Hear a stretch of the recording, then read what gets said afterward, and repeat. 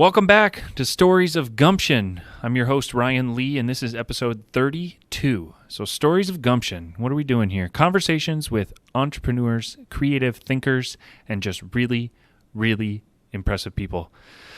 Podcast episode is brought to you by Spar-Kil-Kleen. They provide professional and economic cleaning solutions to both residential and commercial structures. They specialize in window cleaning, floor care, carpet extraction, as well as auto and boat detailing.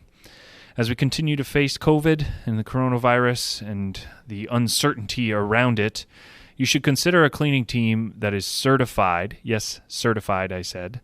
They're certified to guarantee that 99.99999% of contagions have been removed from the surface in the workplace.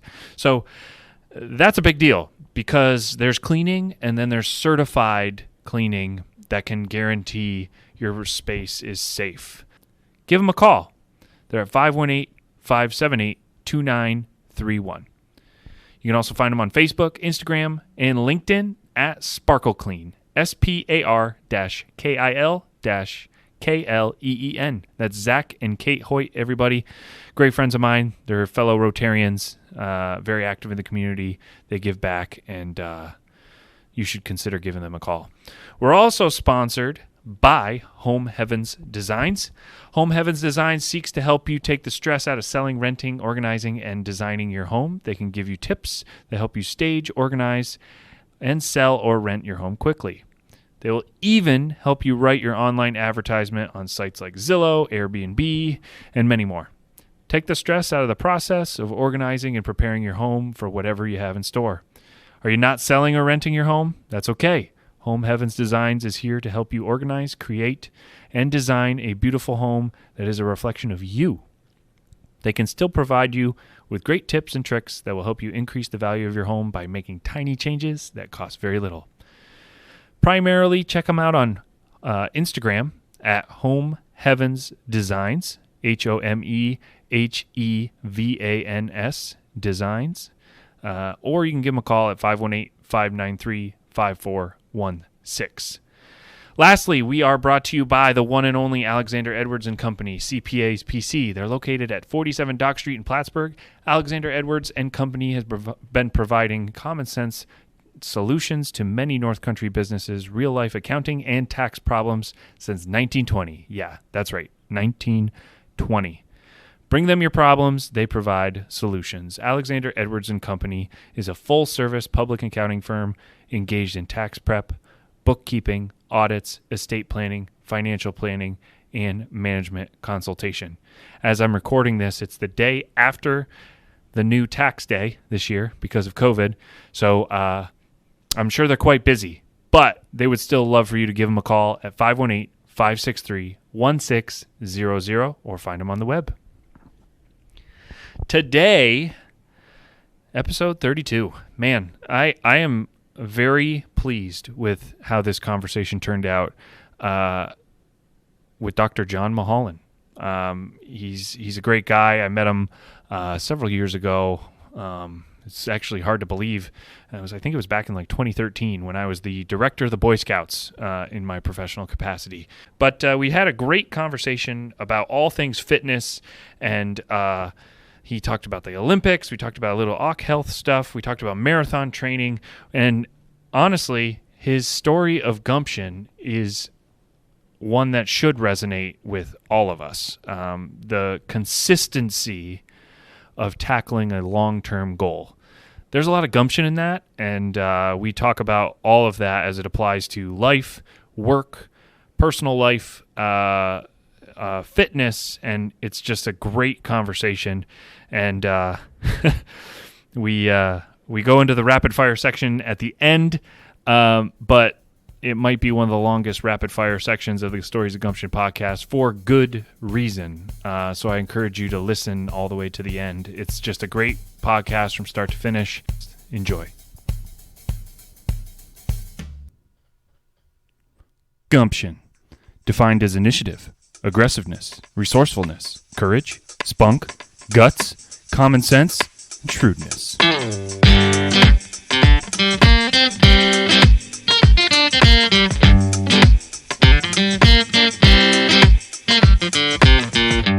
Welcome to the podcast. This is Stories of Gumption with your host, Ryan Lee. All right, we're live. Okay, so today my guest is Dr. John Mulholland. He's the owner and chiropractor at the Ideal Athlete Chiropractic Practice here in Plattsburgh, New York, and across the world, I suppose, is his clientele. Very impressive. We might get into that. He's also a teacher for rock tape, which is pretty cool. I find that very interesting. Hey, welcome to the podcast, John Mulholland. Thanks for having me, Ryan. Yeah. So usually when I start these things off, I'm always trying to think, how did I meet this person? And I'm like, okay, John Mulholland. I definitely remember how I met John. You were a keynote speaker for one of my fundraisers back when I was the director of the Boy Scouts in this area. And I was reflecting on that and trying to remember how you even put a spin on something that you actually admittedly didn't have a lot of exposure to as a kid. And I was very impressed by your keynote back then. Oh, thanks. Yeah, I remember when you asked me because I was I'd been doing some pretty good public speaking for a few years, so that wasn't my concern, which is usually most people's concern, is just actually getting up Right. in front of people. But I'm super anal retentive with most things in life.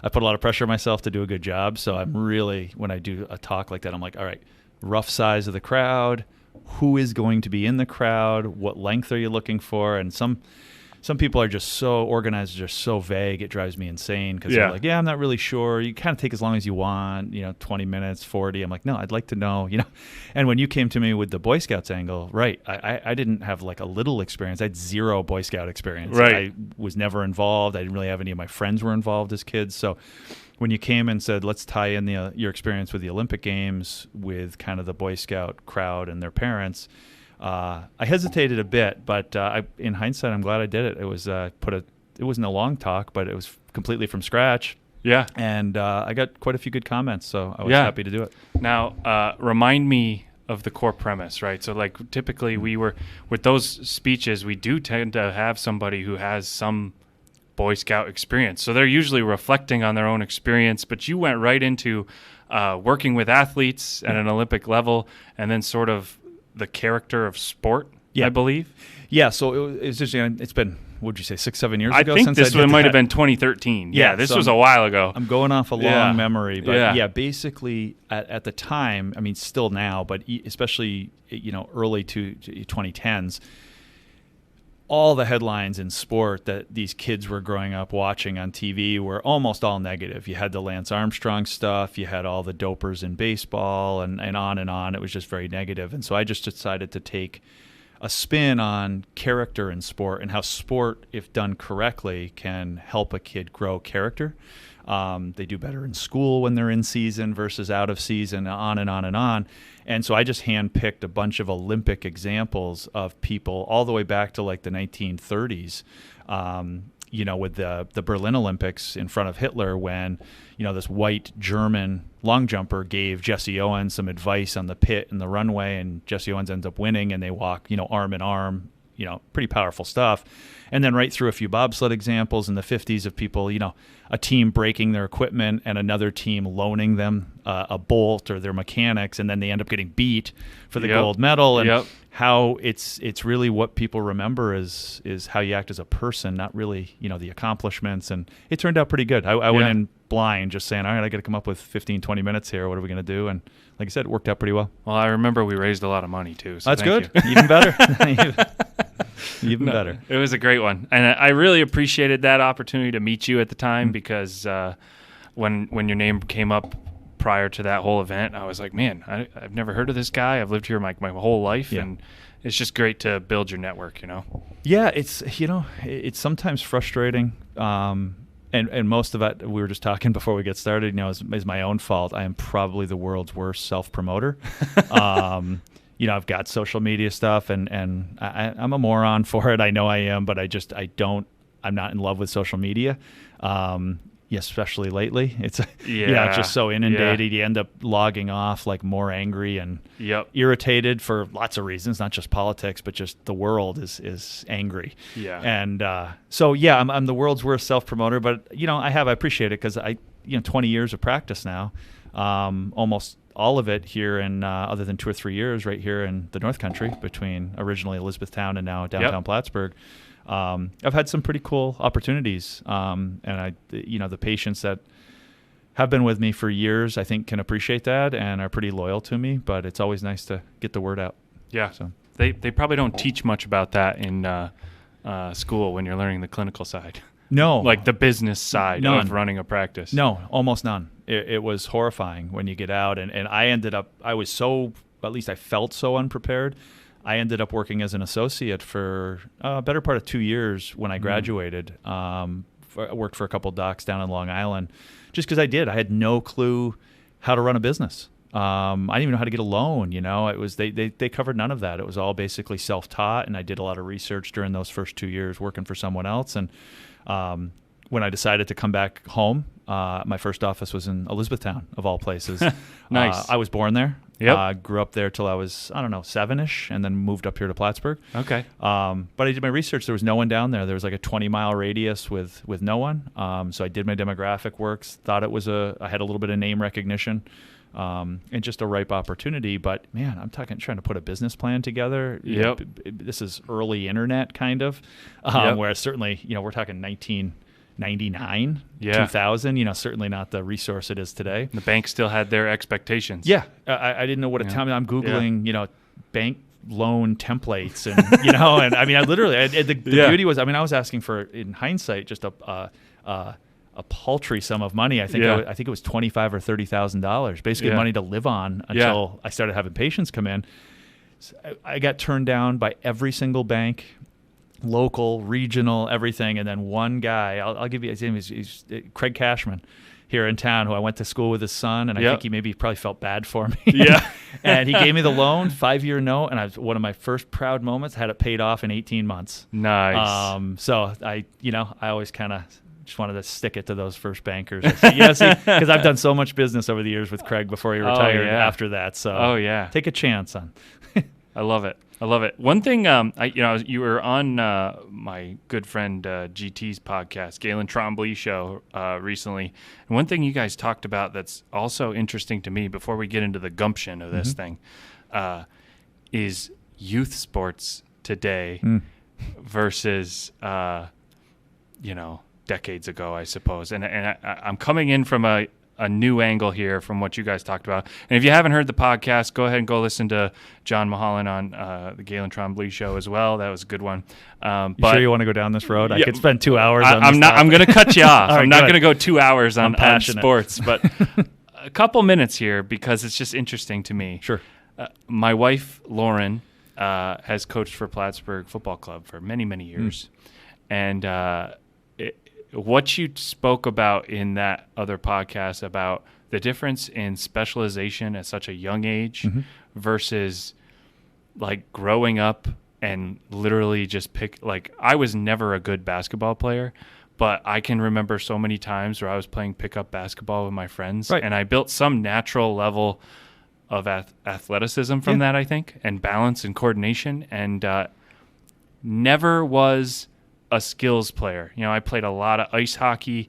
I played football. I was never going to be that guy that could stick handle around everybody. Yep. But I could skate around you, and just as long as I used my body to keep the puck away from you, I could probably pass you, you know? And it was just an interesting point of conversation that I'd love for you to talk about a little bit as it pertains also to your job currently. Yeah, so the quick summary is it's not my opinion. I mean, it's almost all the orthopedic boards are on board with this. The pediatric boards is one of the most pressing concerns with youth sports in recent memory, especially the last 5 to 10 years, is this shift toward early sports specialization. These kids that play nothing but soccer year round.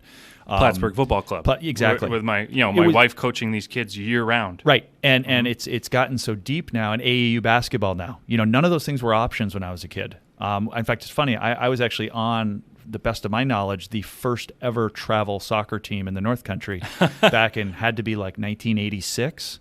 We were sponsored by Little Caesars, and basically it was a tryout from the whole Section 7 kids, middle school age kids. And we would just spend a few weeks in the summer going up to Quebec and down to Albany. But that was it. It was maybe 2 or 3 months. And that was all we really had. We had no off-season basketball. We had no off-season anything. And what's happening is 2 or 3 things with this sport specialization so young. First of all, most of the, like I say, the orthopedic, pediatric, sports medicine people are on board in that you shouldn't even consider, no matter how much the kid wants to, you shouldn't really consider specializing a kid in a sport until at the earliest, your young teens. At the earliest, 14, 15.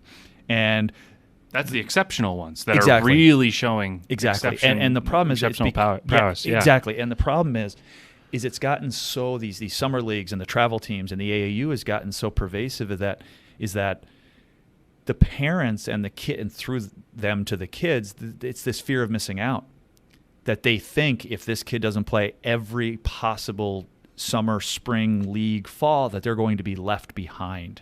And that's the cycle we've kind of been stuck in recently, and it's not a good one. Because the stark reality is, listen, if you're a superstar athlete, I mentioned this on Gale and Show, if you're a superstar athlete, you could probably at the age of 12 or 13 go a couple years without ever touching a soccer ball, jump back in at 14, and be the star of the team within a few weeks or a couple of months. Yeah. Freak athletes are freak athletes for a reason.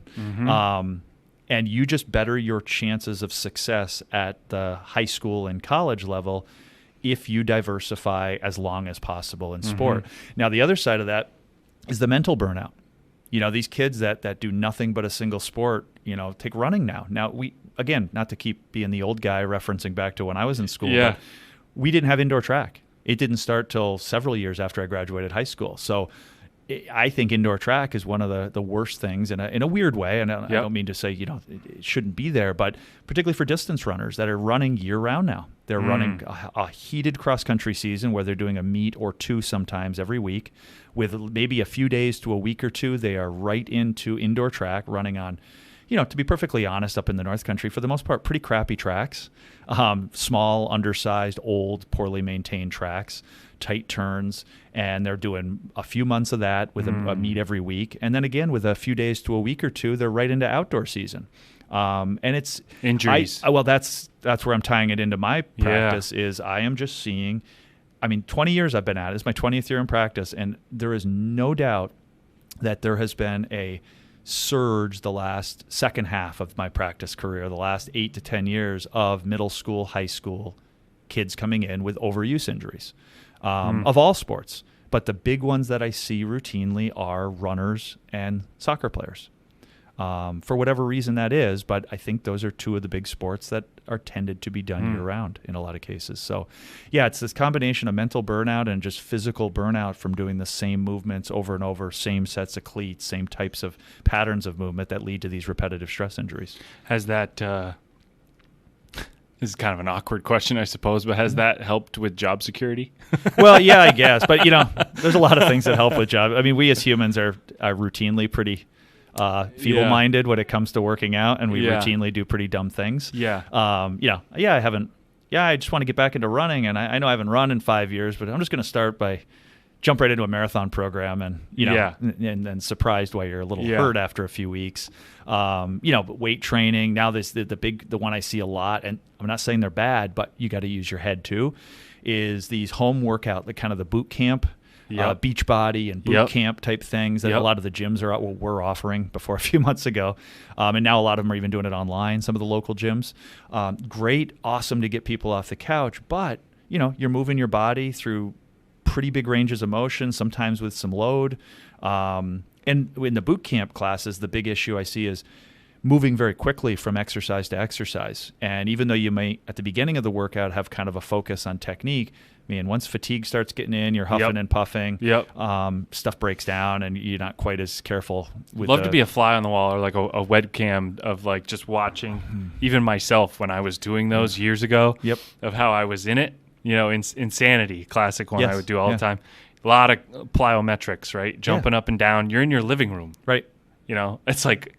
And more so, you have to earn it. You're looking in, and you see the screen, and then you see me, and you're like, wow, it looks close. Ryan's almost there, but then like half hour later, I probably look like shit. Yeah. You know, I feel like I'm doing fine, but I don't have anybody auditing my. No, and that's and the phrase that I like to tie in, not from the world of athletics originally, but it fits is you don't know what you don't know. Yeah. Like the classic. So I see a ton of runners. That's kind of my niche. You have an overuse running injury. That's kind of my wheelhouse. You know, between the Ironman athletes and the marathoners and the ultra people and everything, I see a ton of that in my practice. And it's just amazing when I go through a little screen with them where I'll have them kind of recreate a running motion. I'll watch them squat. I'll watch them do a lunge. And then the big one is that really people can't hide anymore is when you put them on one leg.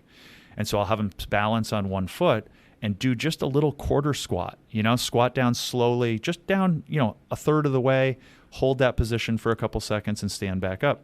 And I'll have them do that 4 or 5 times. Now, what is that movement essentially? That's running.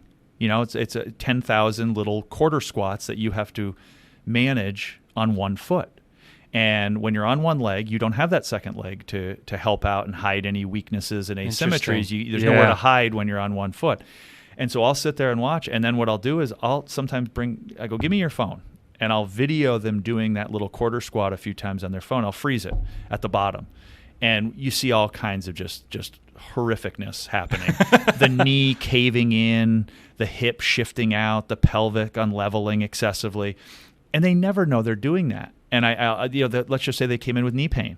And I show them this picture of this horrible knee position. And I go, look at it. I go, does that look like a good position for your knee to be in 20,000 times in a 6-mile run? Yeah. Oh, my God. And, it's always, oh, no, geez, I had no idea I did that. Well, now you know. So how do we correct that? Mm-hmm. And it's really kind of almost like a visual slap in the face of this is why you are hurt. Mm-hmm. You are here. I will tell you what you need to do to correct it. You just have to do it. You never know what you don't know. People think they're doing the right thing a lot and usually are not. You're grabbing all of my interest in the other direction of where. Sure. So last small talk question, so to speak, before we get into the gumption, but it's a 2-parter. What is your stance on the 0 or minimal drop running shoe? And kind of the second layer of that, I had a couple friends who have had injuries that over in Vermont who told me that they had stress fractures from running on public roads that have a pitch to them. Mm. And so the pitch of like slightly having one foot higher than the other over a long period of time. So the 2 questions. So the second one first. I don't know that there's any link directly between stress fracture specifically in the camber of the road, the slant of the road, but absolutely to just general lower extremity hip and pelvis injuries.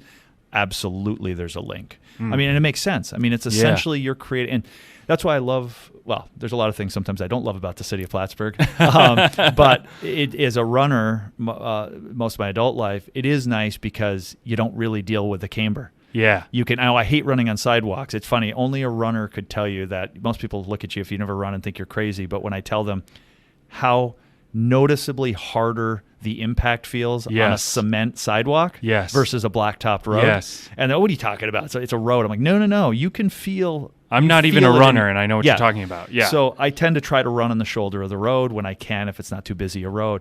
So we're kind of lucky in that regard. We don't have to deal with that. But I see all these runners from Peru and Ausable and up in Champlain, where you're on some of these big state roads, and they are significant cambers, and sometimes, and so you tend to see.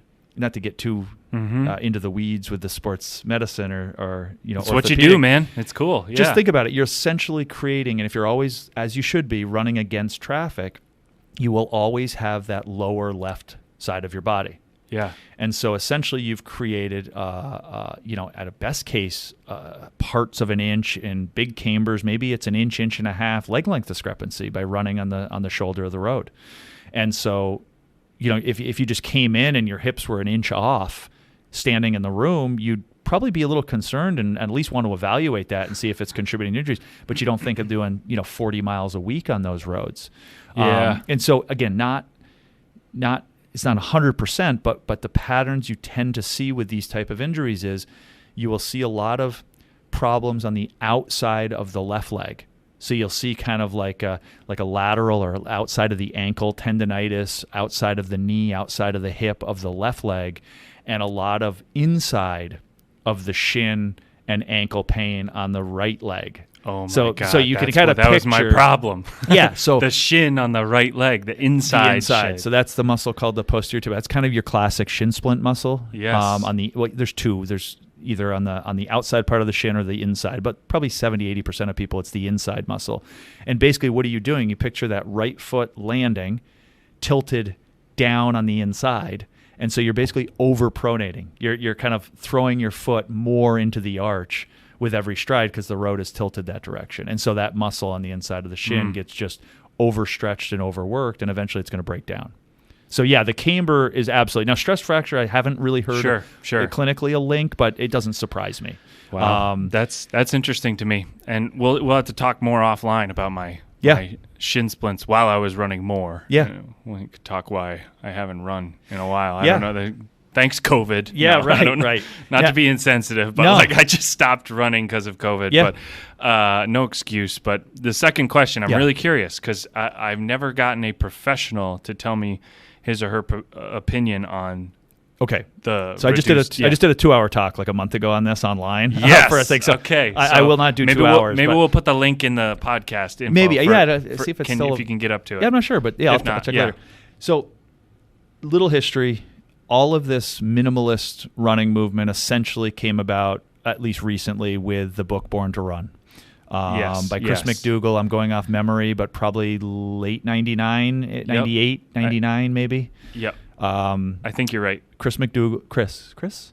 I think it's Chris. Anyway, Born to Run was a New York Times bestseller, hugely popular, very interesting, well-written book about this, kind of mysterious tribe in central Mexico that could just run prolific distances without even, hardly eating or drinking, and either barefoot or these little tire sandals that they self-made. And this book kind of blew up, and this whole minimalist running movement came about. The problem was he took some literary, what's the word I'm looking for? Liberties? Liberties, thank you. In kind of handpicking some of the research he quoted.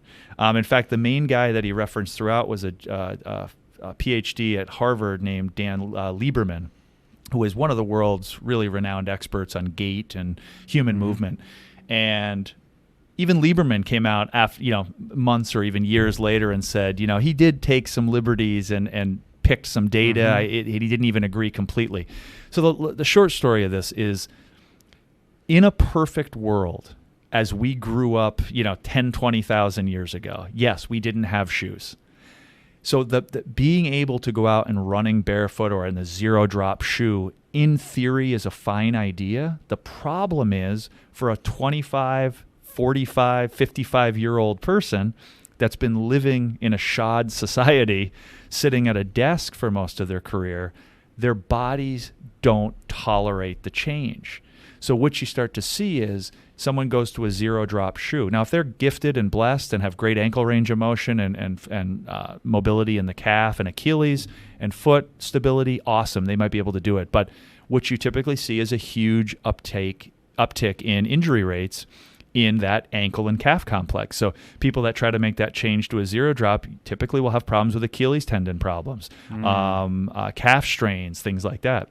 So again, not a bad idea, but in reality, a lot of people struggle with that transition. Even if they take their time, which a lot of people don't, but even if you take time to break your body in over several weeks, some people just don't have the mobility in the ankle, no matter how hard they work, to make that work. So, it's an interesting concept. I would just gauge people that you have to be super duper careful if you want to make that switch. But the interesting thing is the research doesn't really pan out anyway, meaning, get into the weeds again, but the fundamental reason with barefoot running or minimalist running, the whole point of that group is basically their theory is that heel striking is the enemy. Mm-hmm. That if you're hitting with your heel hitting the ground first with your run, that's like the ultimate wrong. It's increasing impact forces, it's increasing injury rates, and we have to do anything we can to avoid the heel strike. Hence, their logic is, if you run without shoes or run with a minimalist shoe without the big built-up heel, it will force you to land more on your midfoot or the front of your foot. Problem is, the research has zero evidence that that's actually true. Meaning, they've done studies where if you naturally heel strike, you will heel strike barefoot just like you would heel strike in a shoe. And so switching doesn't necessarily matter. The mistaken logic that a lot of these people have made is that heel striking is the enemy.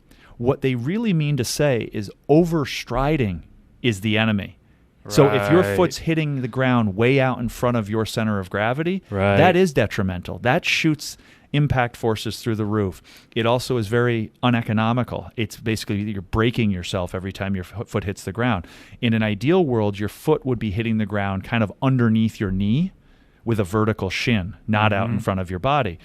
The difference is that how your foot hits the ground, as long as it's underneath you, makes no darn difference at all. The research backs that up. And in fact, the thing that blows people away is because they always think, again, these barefoot minimalist people, these elite runners, you're not going to see the Kenyans heel striking, they're on these marathon records and stuff. And it's wrong. That they've done several published studies of elite half marathoners and elite marathoners. And without fail, it's usually around 75% of the elite distance runners are heel strikers. No kidding. 75%. Wow. So it's not this horrible thing. So I tell people that the catchphrase I've adopted over the last couple of years is stop worrying about how your foot hits the ground and start focusing on where your foot is hitting the ground. Meaning make sure the foot's landing underneath you and you're not overstriding, but what part of the foot hits the ground, stop worrying about it. Just let whatever naturally happen. In fact, the bomb-proof research has routinely shown that the runners who get injured at the highest rates are the people in these studies are the people that they force to change from their natural foot strike pattern. So you take a bunch of people, you just watch them run, separate them into heel strikers or non-heel strikers, and then you make them say, hey, heel strikers, I want you to really work the next month on trying to land more on your midfoot or forefoot, and the same for the natural forefoot strikers. I want you to develop more of a heel strike as you run. And both of those groups get injured at vastly increased rates than the people that just land naturally. So it's very freeing, too, for a lot of these people that have read a book like that and just are obsessed and really like every run they're just worried about getting off their heel or getting. So I tell them this story, and it is freeing as a runner to just say, okay, I'm just going to work on increasing my cadence, make sure I'm taking quick, shorter steps and not overstriding. And after that, man, just whatever works. That's the best. Long-winded answer. That's what that just made the podcast for me. Oh, good. Any runners out there? Because I've been in a very without going on my own tangent here too far. I've been this year. I was gonna try and run my first marathon. Mm-hmm. Got several halves under my belt. I was like, it's time. My wife did one a year or two ago. She had a great experience. She was like, oh man, I did it. Yep. And I was like, you know what? Maybe this is something I need to do. I need to just really mentally try and, because it's a mental game for me. For everyone. For everybody, yeah. And I was going to do the Burlington. Yep. And I was running on the treadmill, getting going. I was, all through January in the snow, and I was ready. And through that whole time, I kept worrying about heel striking because I know I'm a heel striker. Yeah. I can see the wear on my shoes. Yep. And I try to land more on the front. And I actually bought a pair of, they're pretty comfortable, and I still really like them. But the Kinetic Running used to sell them. The Newtons? Newtons. Yep. Yeah. For me, for whatever reason, it does shorten my stride, and it feels good. But I thought it was more because I was landing on the front of my foot a little bit. But anyhow, that is a huge burden that is now washed off my mind because I can focus more on the stride rather than how my foot's hitting the ground. Quick, forceful steps. Not overstriding is the easiest thing. Kind of, if you have a mantra when you're running, it's just quick steps. Increase your cadence, quick off the ground, light pit-pattery kind of steps is going to improve running economy, but also decreases impact loads with running. So nice. So this is the Stories of Gumption podcast. Yes, and we're already almost done. No, but I'm curious. What does gumption mean to you? So I thought long and hard about this when you fired a few questions over to me, and I I kind of thought I had a hot take, that I was going to do a hot take on you, kind of spin it, because I'm not. It's a weird word, gumption. As I mentioned earlier, it was, there's a lot of kind of synonyms for it. Character, toughness, grit. Grit is a big one the last couple of years. Yes. I see a lot in the literature. Just read a study, interestingly, this week. I cannot recall where, but basically looked at intelligence, and I forget the age group, and grit and long-term success in life, whether was grit more important than baseline kind of intelligence. And I just skimmed the study. Yeah. And in that particular study, the answer was no, that the people that were smarter, no matter how hard they work. So it's kind of like that, it's like that genetic gift, and you can spin it right back to athletics. You see, you got an NFL player for a father and a WNBA player for a mom that happen to have a kid. Well, guess what? You are going to be heads and tails above everybody else without any amount of work in most cases, just genetically. You will be a little gifted. Yeah. And no amount of work will make you 6'9". And how about, my son, he loves playing basketball, and he's big kid for, he's just turned 16, and he's about almost my height. So he's, 6 foot or so. Yeah. But guess what? That's a tough road if you're not significantly gifted. Mm-hmm. And so grit, to me, my thought, to come back to your question, was more about showing up consistently in whatever it is you're trying to accomplish, whether it's just your day-to-day job that you may or may not like, whether it's a workout routine that you may be having a bad week or coming off an injury, but just this concept of showing up every day and doing work. Now, if you consider that grit, some people might, some people discipline, I don't know what the right word is, but that's been my personal philosophy for most of my life. I was not supremely talented in any way. I was a good athlete, but I also worked my butt off. I am a good practitioner in chiropractic. I've got good hands, and maybe say after 20 years, probably maybe above average skills, just as you tend to get when you do stuff for a long enough time. But it also comes down to, I just show up and do my work day in and day out, regardless of the weather, regardless of my mood, regardless of anything. And I think if you do that long enough, good things tend to happen, period. I've mentioned a couple times to people, I've had some interesting stories and trials and tribulations in my life as a 45-year-old. Probably the proudest thing that I tend to tell people more often is that in my 20 years of private practice, I have never, ever missed a single day of work. Not one. Not that I haven't been under the weather from time to time, or certainly didn't feel like just waking up one day and calling in. But now part of that is motivation financially.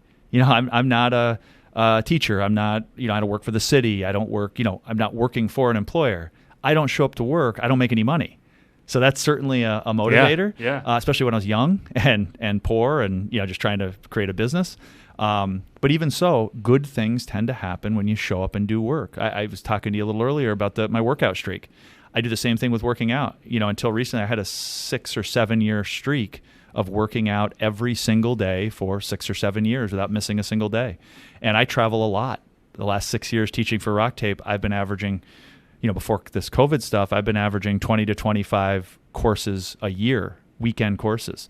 Yeah, so in addition to running my practice here, I'd fly on a Friday twice a month, teach 6 hours Saturday, 6 or 8 hours Sunday, fly home at midnight, try to catch the ferry from Burlington or driving back from Montreal airport.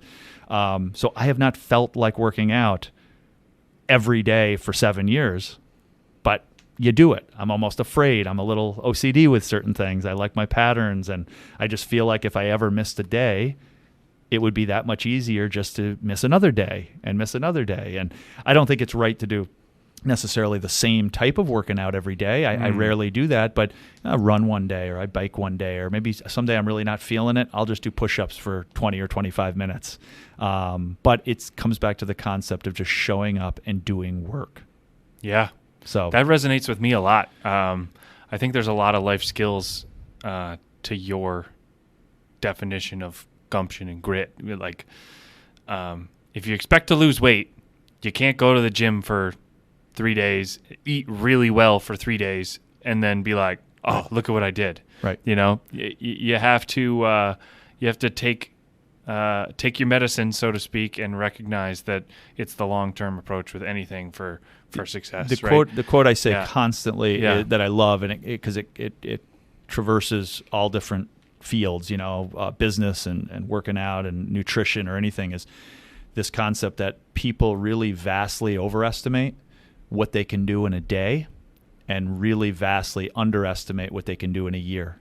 We try to cram all this in. I got to get this whole project done by Thursday or Friday, and it's just overwhelming, and they never start. I don't even know where to start, and just panic and anxiety and all this horrible feelings.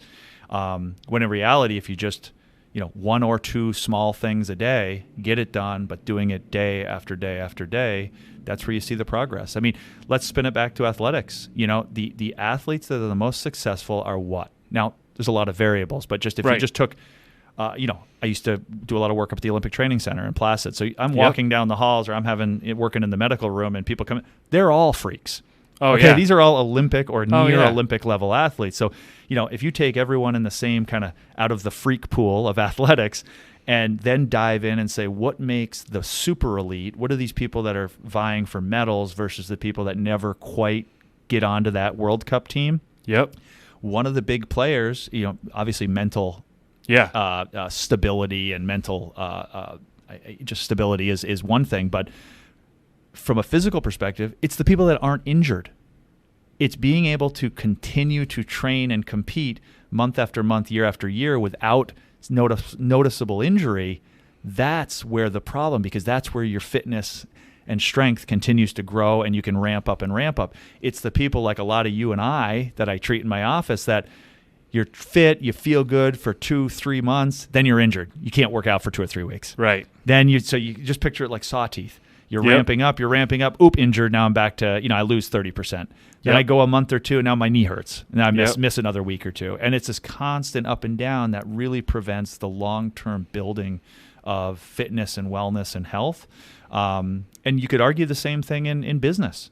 Oh, yeah. When you make this bad mistake, or you miss a week, or you're doing this, or you go down a bad road, and you're just all this herky-jerky reactions to different trends or something you read in a magazine. I'm going to start doing this in my business, or I'm going to start doing that. And not that you can't be, can't pivot and shift with things, but there's something to be said for just having a long-term vision and doing it day in and day out. I agree. I think a lot of times, especially in business, but also with fitness, like you said, and a lot of things in life, it's whether you're looking at the long-term view proactively or reactively. Right. I like how you phrase that. Yeah. I think of it that way a lot myself.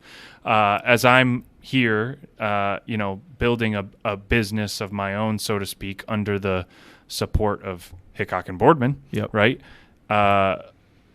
Long-term, I have a goal in mind, but there are plenty of days where I show up and go home and it doesn't feel like any change happened. But it's the small steps, like you said, of the consistency of keep showing up, that all of a sudden compounds on itself. And I could see that with fitness. I could see that with job tasks at home that you're trying to get done. It's like sometimes it's not easy. It's like you said, you got food poisoning, but it's almost always not easy. That's the gumption, though. Yes, right? That's right. That's the gumption, is the moment of sitting there reflecting yourself and saying, I don't want to show up today. Yep.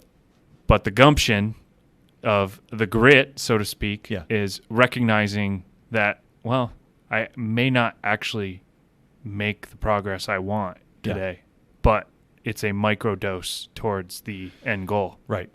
Yeah, I have that discussion with patients all the time that come in, they're overweight, or they want to start running, they haven't been, and they just, the motivation sucks, especially around here.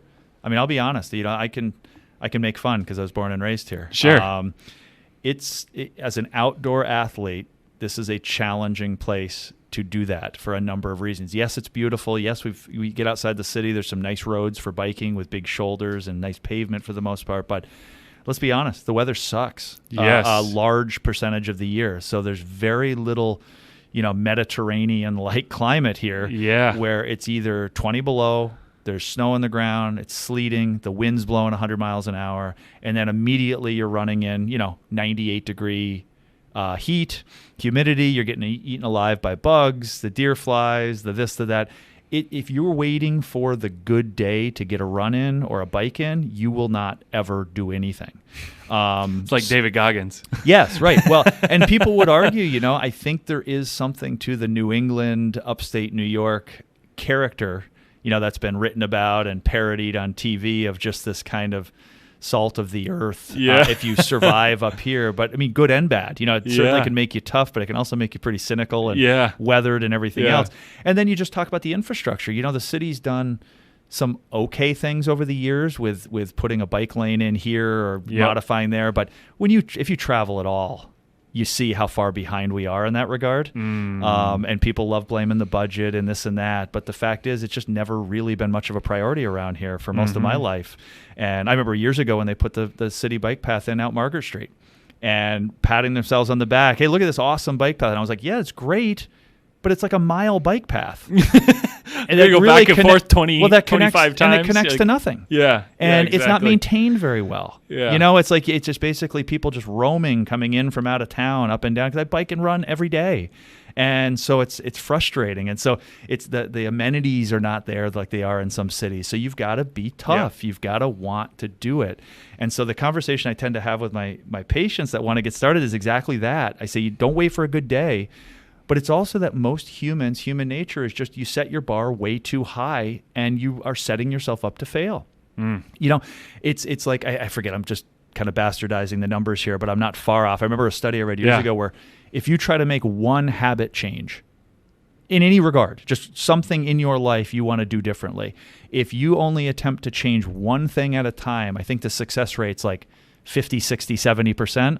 The minute you add a second thing to change at the same time, both drop to like 20 or 30%.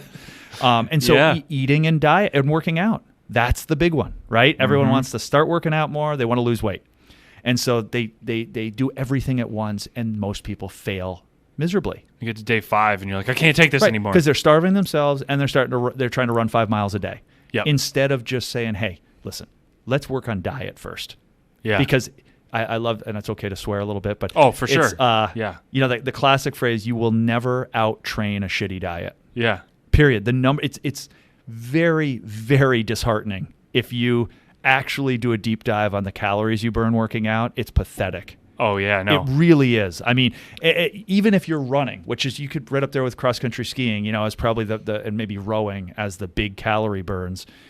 For a normal-sized adult male, you could go hammer for an hour and maybe burn 600 or 700 calories. What is a pound again? A pound, 3,500 calories. Yes, 3,500 calories. Exactly. Right.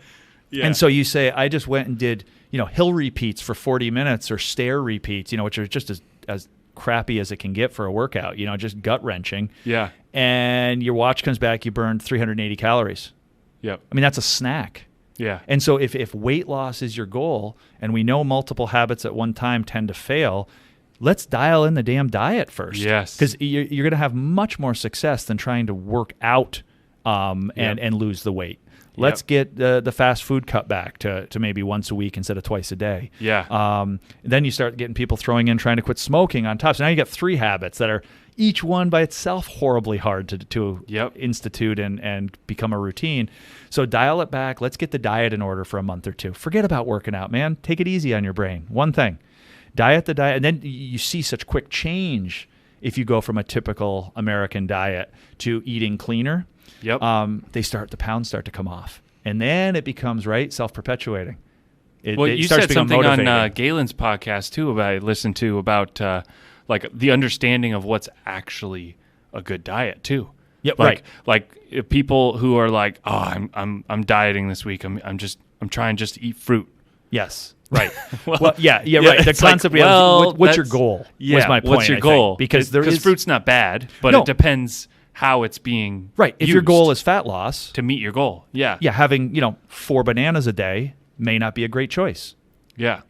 Period. Now, if you're just looking for, if you're at a perfect ideal weight and you're lean and you're working out like an elite athlete 3 hours a day, or you're training for Ironman, you can get away with a lot more. Yeah. I always tell people you can earn earn the crappy stuff. Yeah. You know, you want to have a big bowl of pasta, you want to have some fruit for dessert or snack. That's fine, but you better have earned it.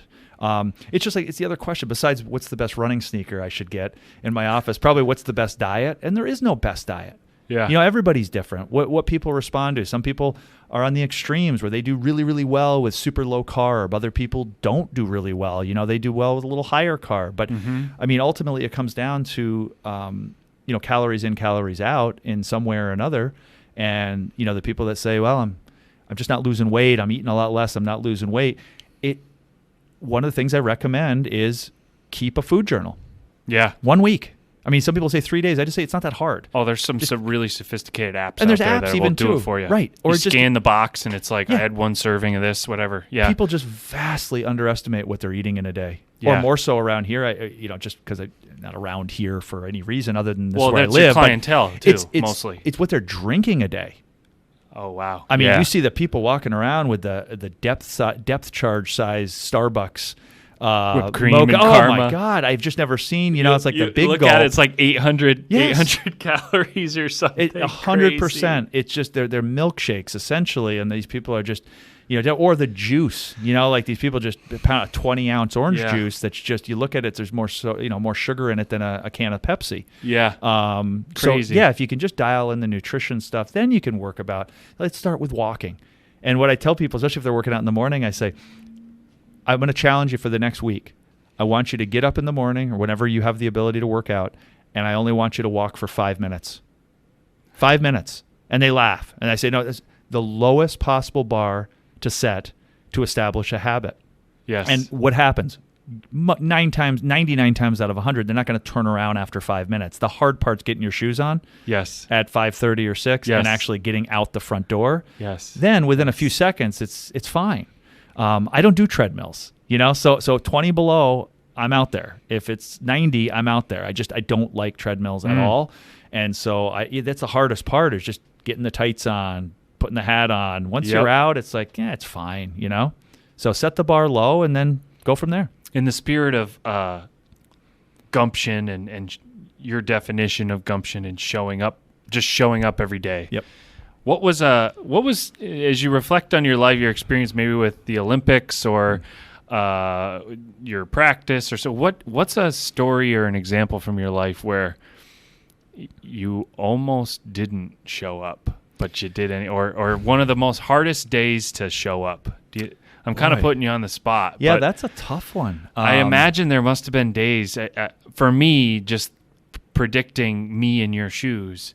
There definitely would have been a day or two where if I had to wake up early and be at the top of or wherever at the bobsled track and it's super cold and it's 7 a.m. or something, I probably would have had a hard day. I mean, you're getting paid to be there, so you show up. But well, actually, no. I'm just thinking, that's right. So you weren't getting paid. No, but, so the interesting USA, let me talk about that for a sec, just because it's good, and then I'll bring it back. You remind me to go back around. But yeah, one of the big misunderstood thing, and it's not just bobsled, it's any medical volunteer or any medical personnel that works for any U.S. Olympic team. So lately, I haven't really traveled with bobsled in 3 or 4 years, probably maybe 4 or 5 years at this point.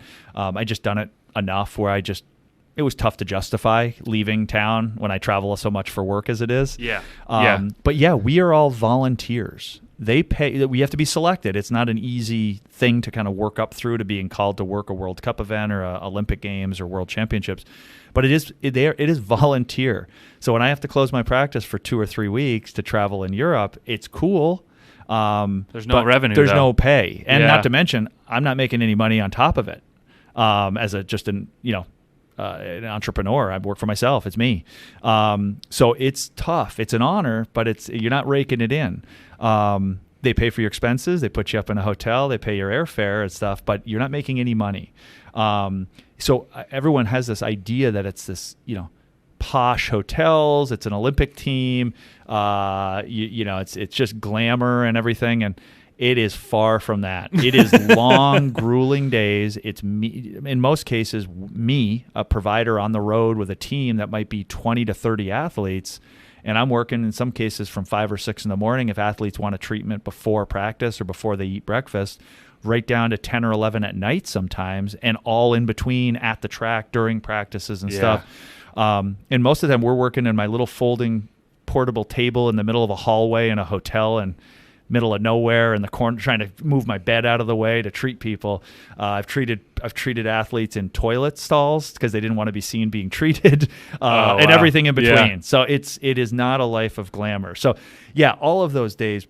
But I have to be honest, back to your original question, I rarely struggle, not that I'm not tired some days or just, especially if you're 2 weeks straight without a day off, treating nonstop for I can only 12, imagine. 13 days straight you get a little burned out. It's the experience though, right? But I love travel. Yeah. So I wouldn't classify anything working with a team on the road as ever having a day like that, like you were asking me about, because I just love sports so much.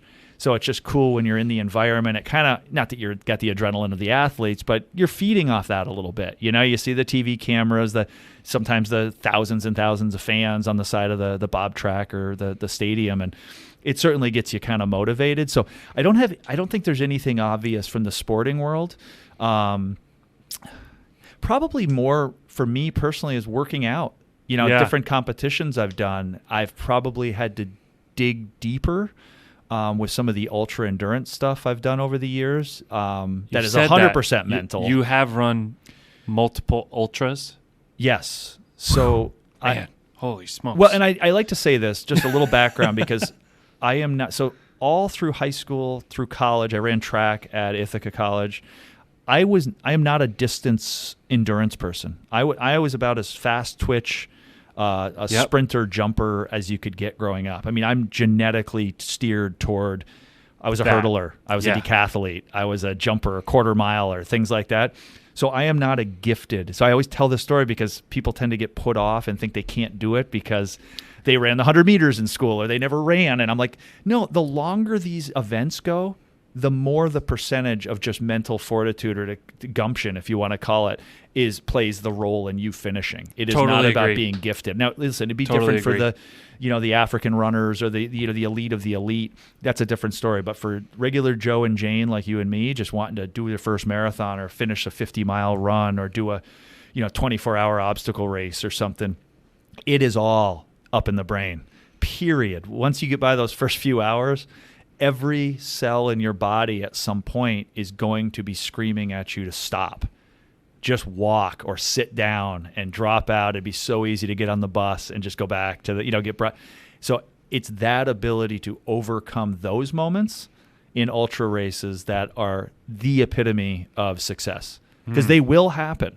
Yeah. And the hard thing, and I've been through several of them, those times will come, but the thing you have to say, and it's so easy to say here and so freaking hard to do at the moment, is that they always pass those moments.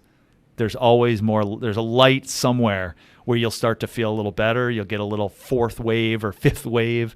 And it's getting through those dark moments without quitting is the key. And, I'm sure that you could spin that analogy to life and work and everything else too. Oh, sure. So with that in mind, you don't have to be gifted. You don't have to be this slow twitch economic machine that ran, Division I cross country in school. So I got dared several years after chiropractic school to try a marathon. Yeah. So I did the Long Island Marathon back in like 2004-ish, something like that. First one. Never had done I don't even know if I'd done a 10K or even a half marathon at that point. Someone just said, do you want to do the marathon with me? So I went down to Long Island, did it, finished it. It wasn't pretty, but it wasn't bad. It was like 3:40, 3:45. Oh, that's way faster than I would finish. It was a good, it was a solid time. Yeah, that's great. And then a couple years later, I got sucked into trying an Ironman. Now, I had never swam in my life, really certainly not for distance. I had only done the one marathon before it. And the Ironman's, it's 2.4 mile swim, 112 mile bike, and then a full marathon, 26.2 mile run.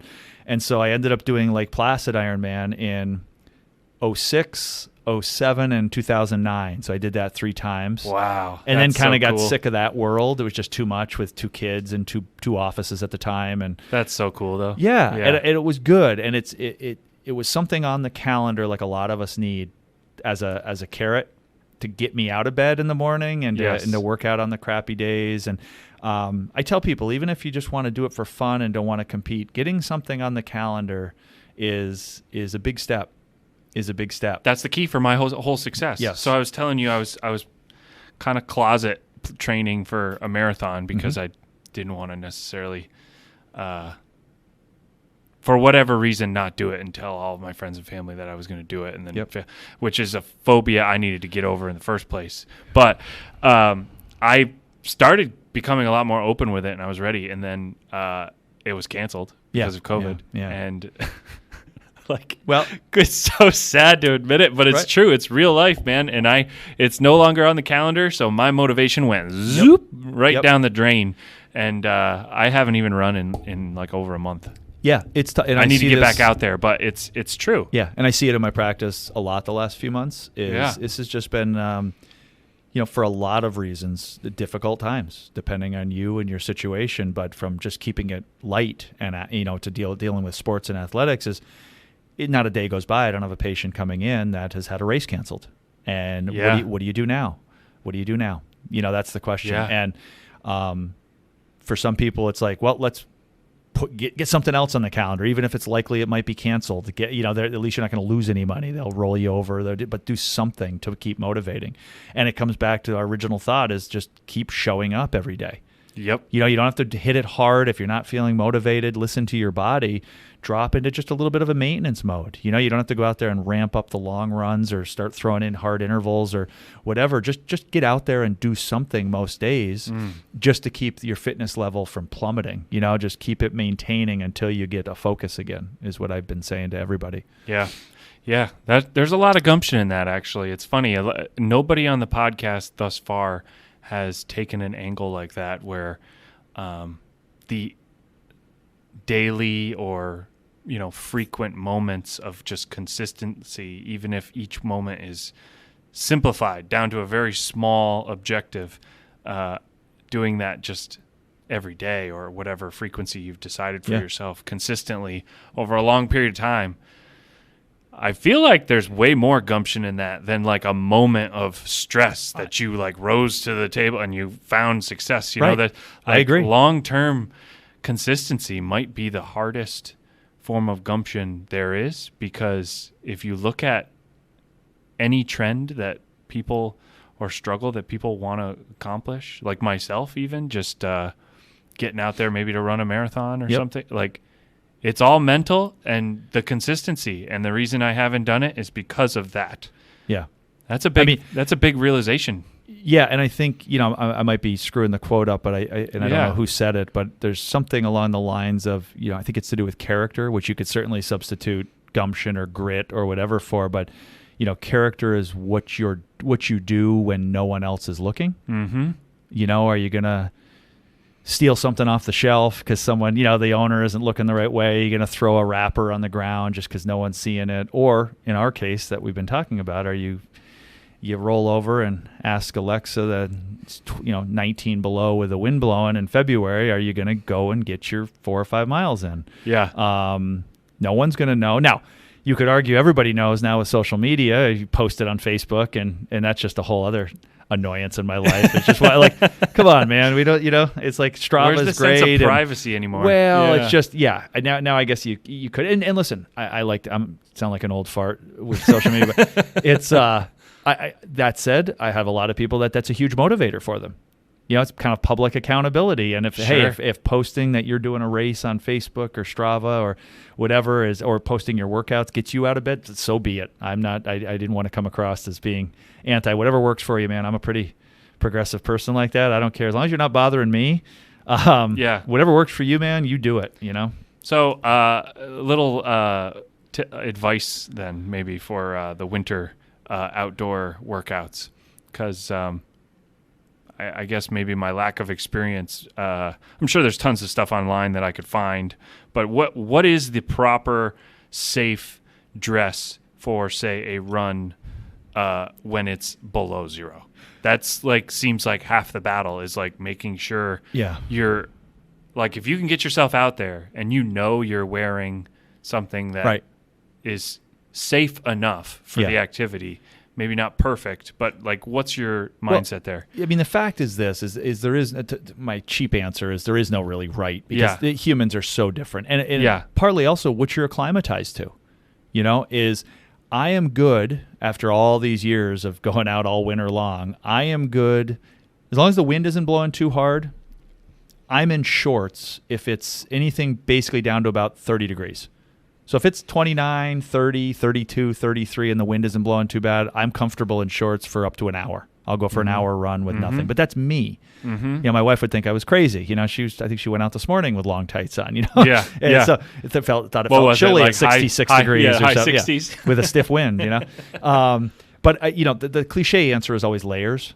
I mean, the fact is, if you're only going out like most of us for a 30 to maybe an hour 10 for a normal midweek workout, as long as your hands and kind of head are covered, you're not likely going to kill yourself. Yeah. You know what I mean? I mean, what's the worst case? You're going to get cold, and then you'll be back in your house in 45 minutes. So a lot of that just it's a not a good answer. I know that you're looking for, thing. But it's mental, but it's also just figuring out your system. So I've been doing it so long. If I know it's 30 to 40, this is what I'm going to be wearing. If it's 10 below, I know I need a pair of shorts under my tights, and I'm going to wear this jacket and this pair, and this where I switch to mittens. You know what I mean? If it's 40 or 50, this, so on and so forth. So I think it's just a matter of experience. The big thing I think people worry about, that knock on wood, I've never had an issue, is slipping. So if that's a concern, they make so many devices for the bottoms of your sneakers, little slip-on, spikes and studs and things like that. I don't run in them. I'm just kind of careful, but that's probably more people's concern is just slipping with, you get that. And it can be tricky, especially in the city here. You're running on sidewalks, a little dusting of snow, and you just can't see the big patches of black ice under the snow. And so I've almost gone down a few times, but I don't know. I'm young. I figure odds of breaking something significantly aren't that good. And so I kind of think it's almost like a good balance training as well. I kind of keep my reflexes up a little bit. But no, it's just, you'll figure it out. Figure it out. It's getting out the door. The dressing part's easy. It really is. For sure. That's what David Goggins says, right? I guess, yeah. He's a little intense. Well, the other thing too, and it makes me sound even weirder, but I yet another thing, I have a streak going. We talked about my workouts and my work, but I'd have to look at my log, but I want to say I'm in my third or fourth year of ice cold showers every day. I've not missed a day. So I at least once a day I finish a shower on 100% cold water for 1 minute minimum. So there's a guy, quite famous now called Wim Hof, who's kind of this breathing and ice water that's kind of, and there's some interesting research. It's still kind of young, but there's some definite interest in cold water immersion for improving immunity, cold water for improving circulation, some interesting stuff with longevity, just living a little longer. But the immunity is definitely kind of promising. And I just do it more so, even if all that is wrong. I like mental challenges. Yeah. And I find it, there he is. It comes back to increasing gumption. Probably don't need as much coffee in the morning if you I'm a coffee addict too, me but too. That's all right. It's funny, especially, so I get up in the morning, let's say I go for a run at 10 below in February, and you come in, you're freezing, you're in the hot water, and I am just staring at that knob, trying to psych myself up to turn that knob to ice cold. That for something relatively harmless, that is as tough a challenge. Oh my God! Yeah. To stare that knob down when you're in the hot, steamy water, ready to psych yourself up. Yeah. Sorry, I interrupted you. No. You ever heard of Boda Boda in Montreal? Yeah, the spa. It's like a spa. Yeah, I've thing. heard of it. Yep. Well, anyhow, I went there with a group of people.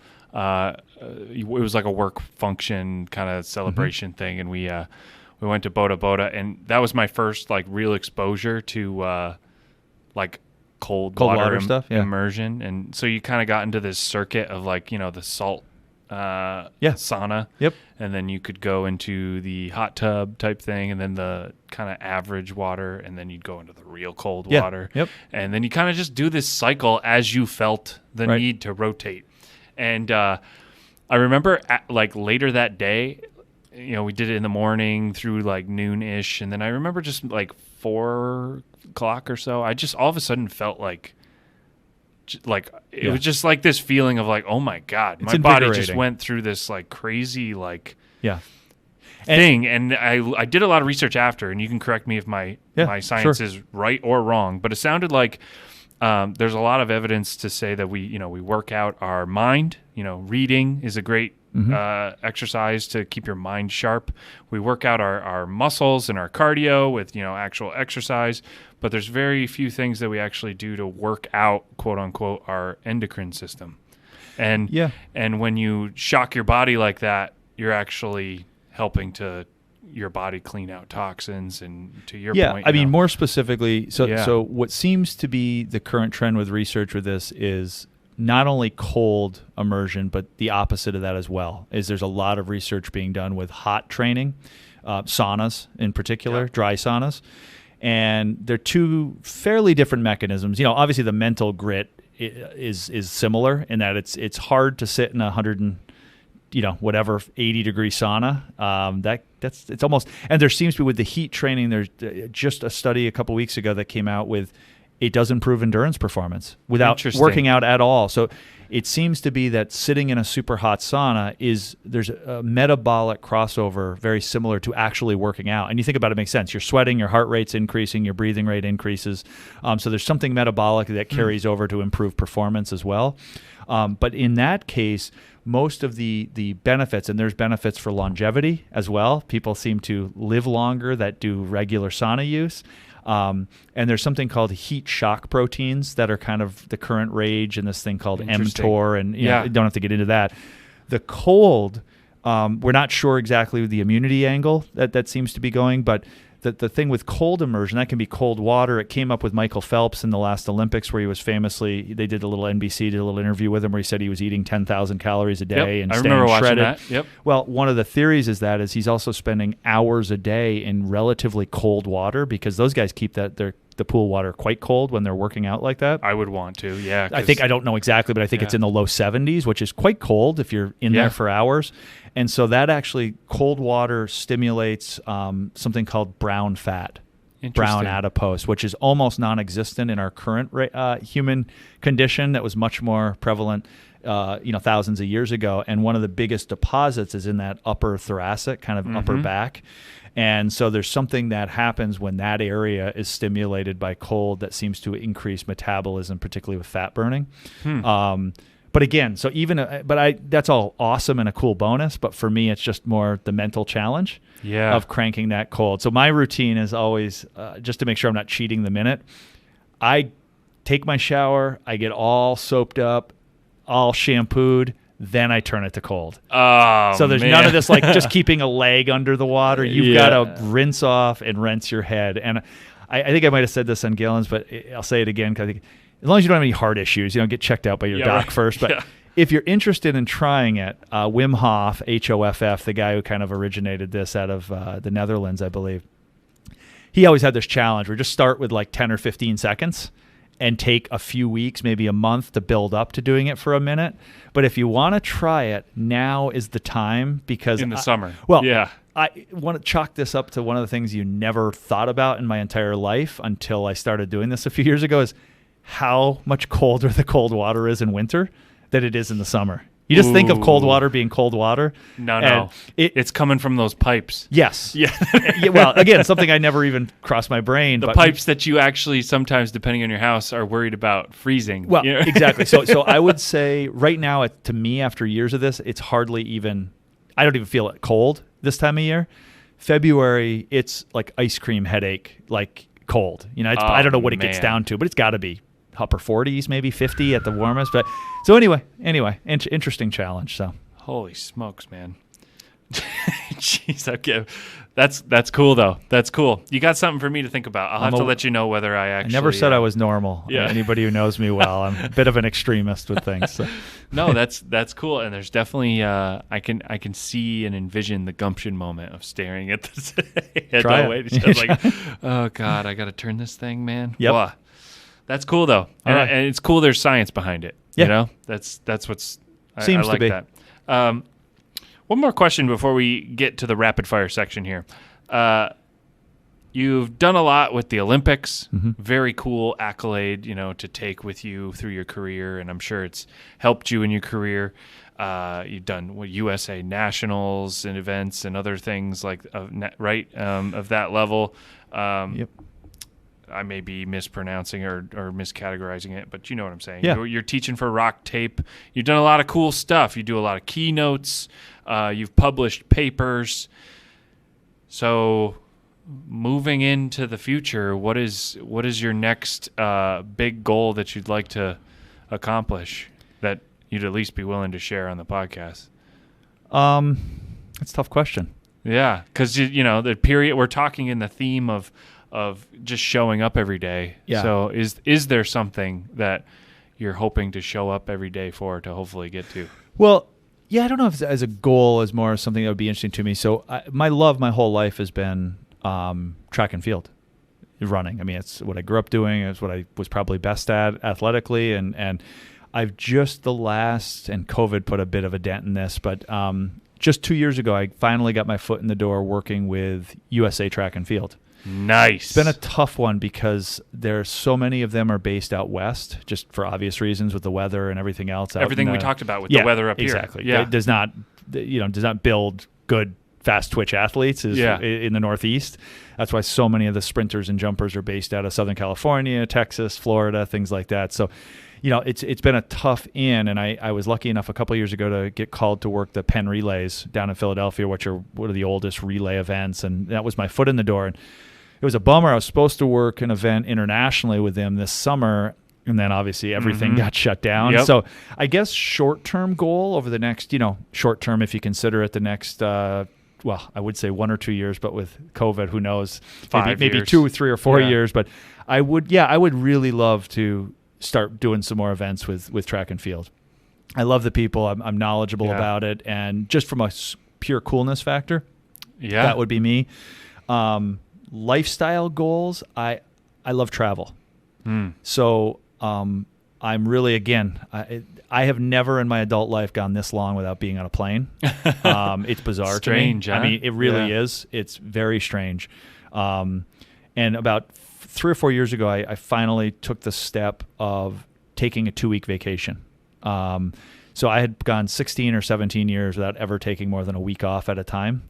And I finally said enough was enough. I had a great office manager that could at least hold the fort down for 2 weeks. So until this summer, the last 3 years, I've closed for a couple weeks in July and spent all my points I've accumulated from all my travel. And we've just tried to put together a cool 2-week vacation internationally somewhere. Nice.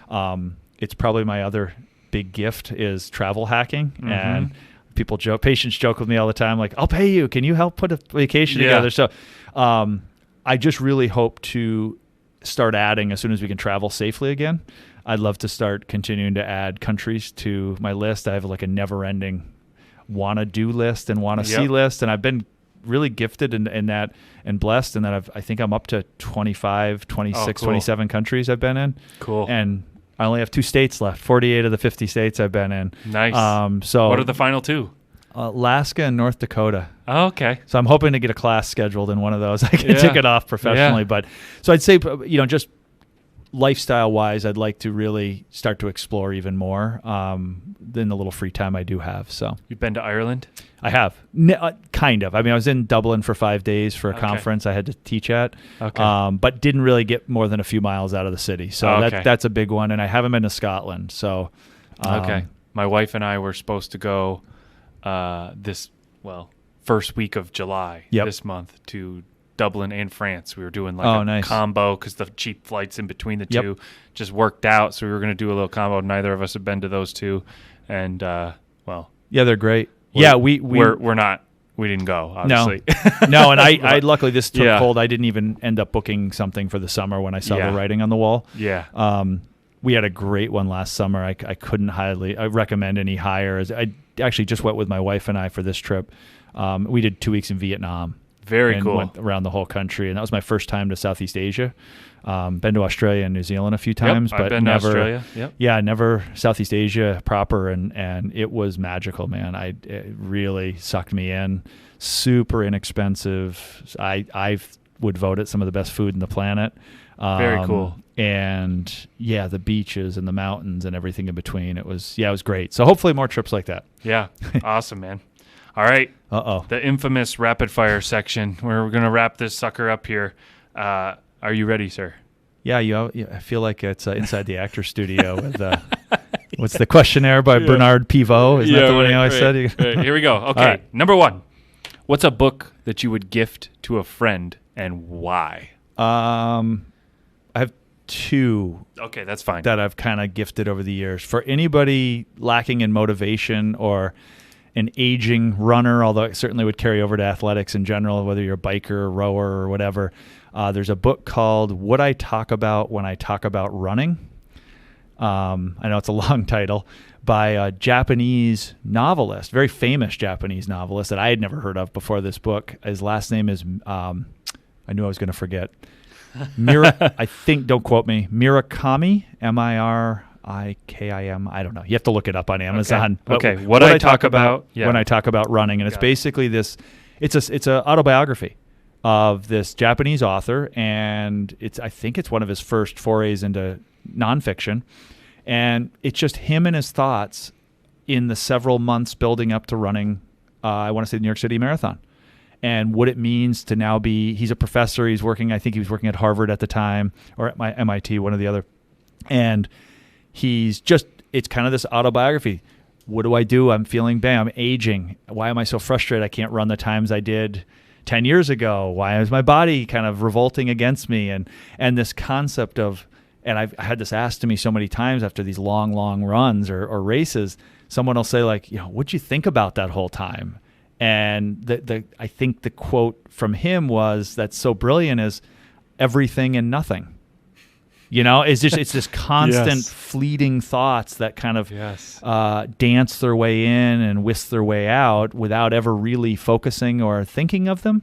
And there's some kind of beauty to that. And so that's a good one. I like it. Beautifully written by, like I said, a renowned novelist, to do with just the aging body and how you're dealing with it as a runner.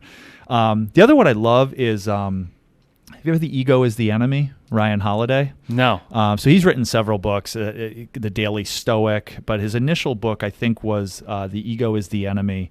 And it kind of went viral with a lot of sports teams. I know Belichick, was one of I think wrote a review in the book. And he's just a big, like I am, I've kind of developed this philosophy of stoicism, as you can tell by my cold showers and fasting most days. I do a lot of fasting as well and had good luck with that. And so it's just this concept of a lot of work coming from Marcus Aurelius, a couple thousand years ago, about these Stoic philosophers that if you occasionally make your daily life hard, it will make the true hard times that much more manageable.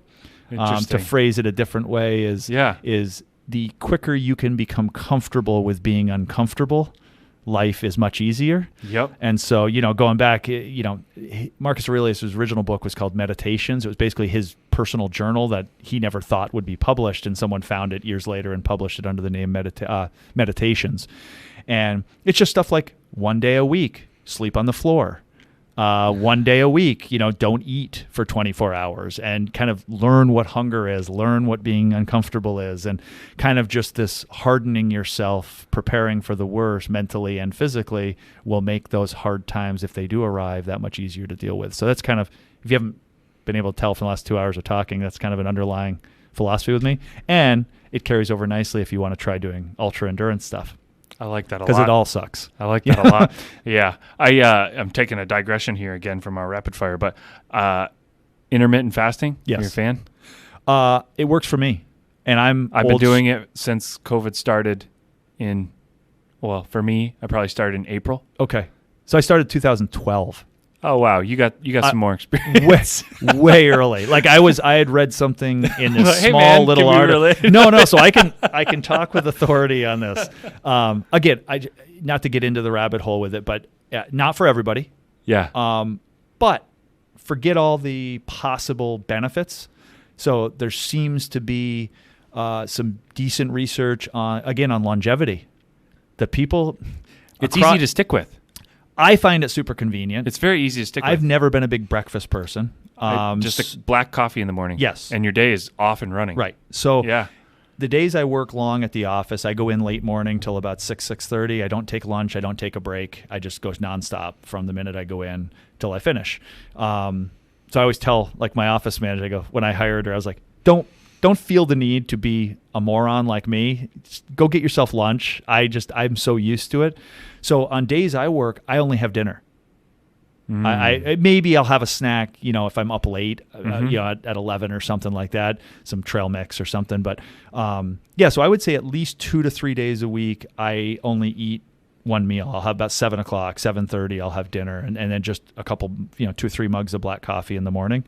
So I work out fasted, I do everything, and then I'll eat hours later. Now, people go, how do you, I'd pass out. No, you wouldn't. Yeah. The first 2 or 3 weeks with anything can be a little rough. Just transitioning your body. But if you put all the potential benefits aside, again, it comes back to the stoicism. I think there's, particularly in this society, American society, with the obesity rates we have, I think there is something to be gleaned from learning what actual hunger is and not eating out of habit because it's noon. Oh, it's 12. I better have lunch. Well, why don't you take a minute, be a little mindful, and see, am I really hungry? Yeah. Am I not really hungry? So when you do a little bit of kind of intermittent fasting and going for extended periods without any food, it does definitely make you more aware of what hunger is. Right. Am I full? That's right. Or am I habit? And people always say, well, don't you just eat a bunch at dinner when you eat? I'm like, no, you basically I get full the same amount of food than if I had 2 other meals during the day. So again, it's not anything I'm going to say is a go-to for everybody by far, not that at all. But I think it's interesting if you're a healthy person to kind of maybe give it a try or do a little reading. You could just Google intermittent fasting protocols. What have you, if you don't mind? Oh, I'm doing the 16-8. Yeah. So you're eating like a late lunch, and usually the lunch lately I've been trying to keep it to more like high antioxidant, like nuts and berries and things like that, and more of like a snack lunch to kind of break the fast. Yep. And then obviously black coffee in the morning, and I'm trying to cut off around like 8. But as someone who's still very new to this, I life hits you, and like we go to do something and we're eating until 9. Yep. So then I just tell myself, okay, well, I would have normally started at noon-ish, and now I'm going to start at 1-ish. Right. So I still get that same period of time, and then I try and reset the day by stopping at 8 again. Yeah, that's cool. Yeah, so 16-8. It's working if you pretty didn't good. Mention, I don't know if you've mentioned this in a prior podcast, but no, basically it means you're fasting for 16 hours, eating in an 8-hour window. Yep. And that seems to be the consistent research. The benefits do seem to be the more you can narrow the eating window, the better the benefits. So interesting. The number of hours you're taking in calories. So some people will go really extreme and do a 20-hour fast, 4 hour of eating. So maybe you have some food at 4 and then again at like 8 or 9. That's kind of what you're doing on a work day. Well, I'm doing a straight just one meal. Basically one meal in the evening. Yeah, maybe a snack after that. But and again, that's pretty extreme. But again, I felt good doing it when I experimented. It was actually when I was away for the London Olympics. I was gone for 9 weeks straight, the longest I've ever been away, with the New Zealand cycling team. I spent a year off and on traveling with, and we did an Olympic build-up camp, and it was me and 2 of the other staff members. We had a weight loss competition. We were just to try to motivate ourselves on the road to kind of keep working out and eating right. We had the skin calipers to check body fat, and we did a body fat competition. It was who could lose the most body fat in like 6 or 7 weeks. So I went hardcore because we put like $100 in each or something. It was like winner take all. And did you win? I did by like a couple of millimeters. It was super close. We were all really motivated. But I just started doing the intermittent fasting. I'd have black coffee, and then I'd eat lunch with the team at like 1, and then again at like 6 or 7 for dinner. I was working out every day, and I just really, after the first 2 or 3 weeks, I just responded well. I feel good. I like the convenience when I'm traveling and not have to worry about, oh God, I'm going to starve to death if I can't eat for 4 hours. And I'm comfortable with that. So, I like it. Cool. I like it. We can talk more about that too.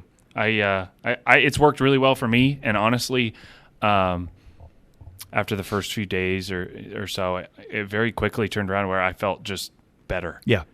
Yeah. More alert. Right. More ready to go in the morning with my cup of coffee than almost sluggish because I now have this belly full of breakfast in me. And that was just me. No, but that seems to be a recurring theme in most of the studies, anecdotal or otherwise, is that there does seem to be a mental acuity benefit when you're fasting. Yeah. Now, some people argue that could be the ketone bodies that are developing if you fast long enough. It doesn't take a little longer for ketones to be developed? Yep, it does. Yeah. But it seems to be, because people that do extended fasts, like my longest just for a challenge, I did 3.5 days a couple of years ago with nothing but water.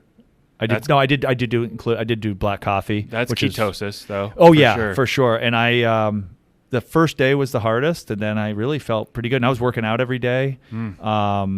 So your body can do crazy things. If you want to, again, last comment on this. I know there's no more rapid fire. I always ask this question when I do talks because this always seems to come up. Do you know what the longest recorded record for fast is?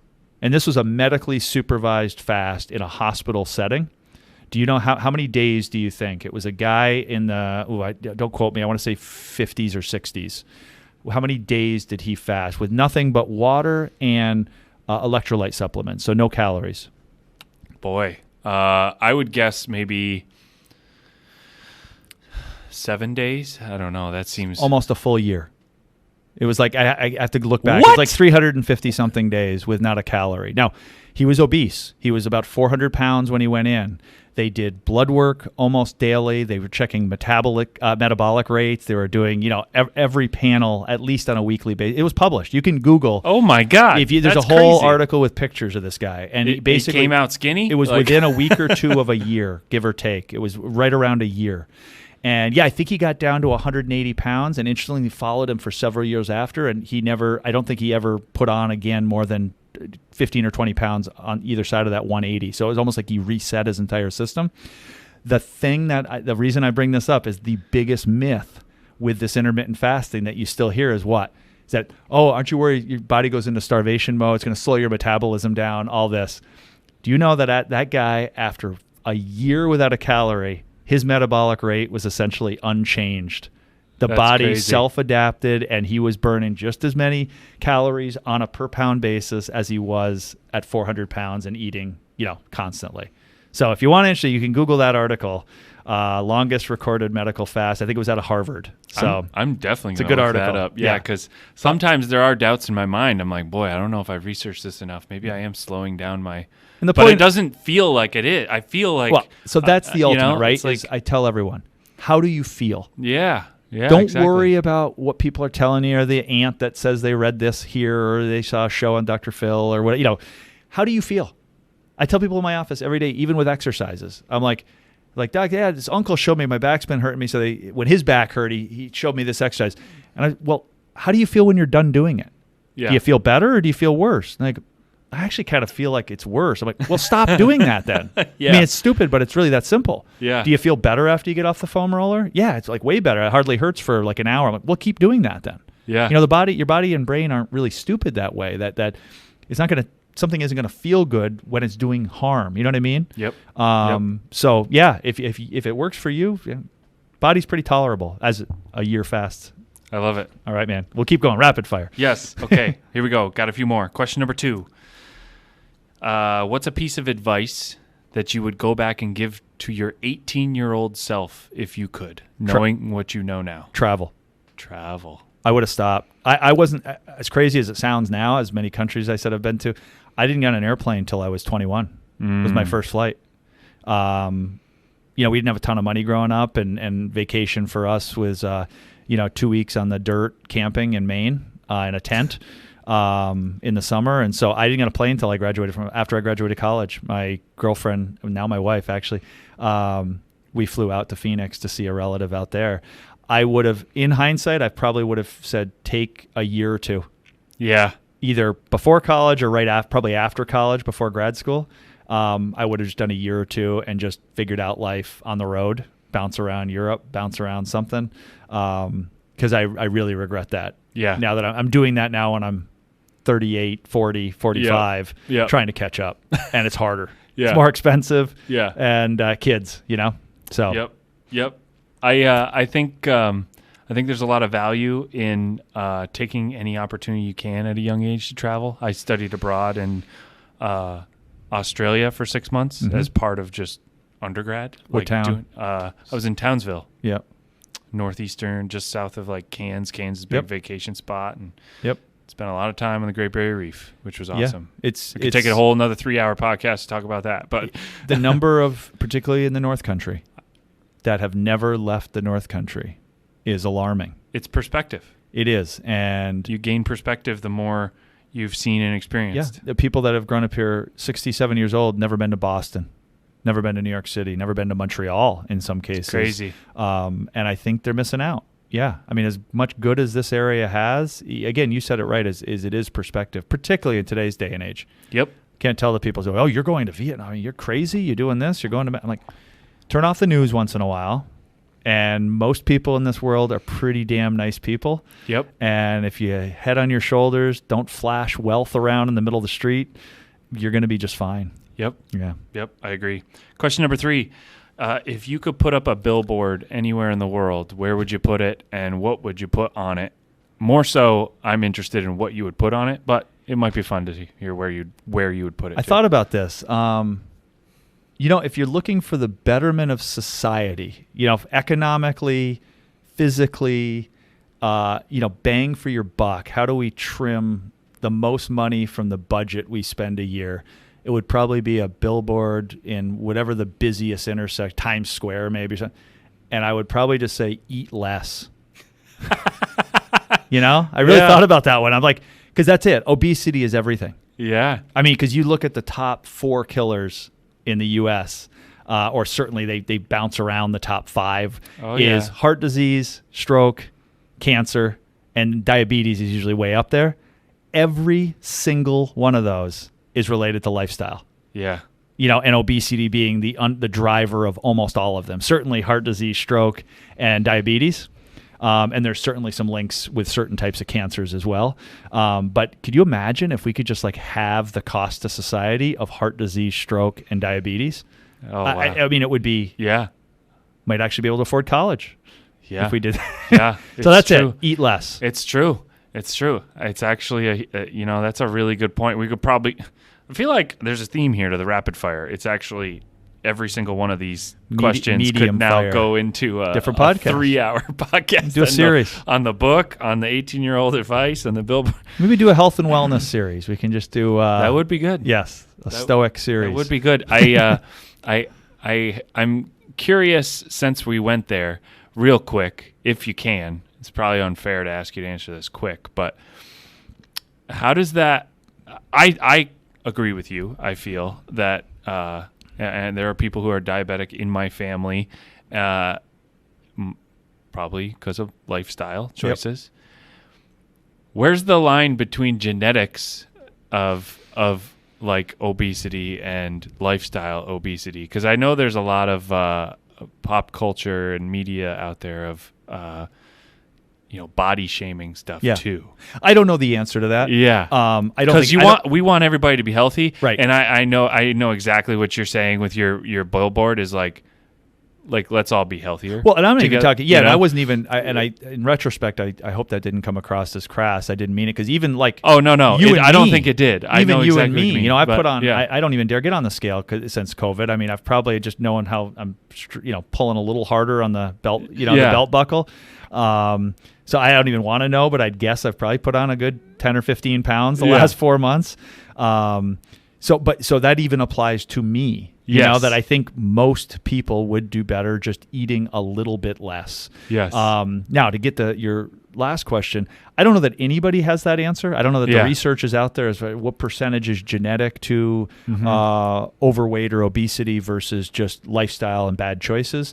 I'm sure it's a sliding spectrum. Yeah. And I don't think there's anything that's 100% genetic versus 100% lifestyle as far as overweight. Yeah.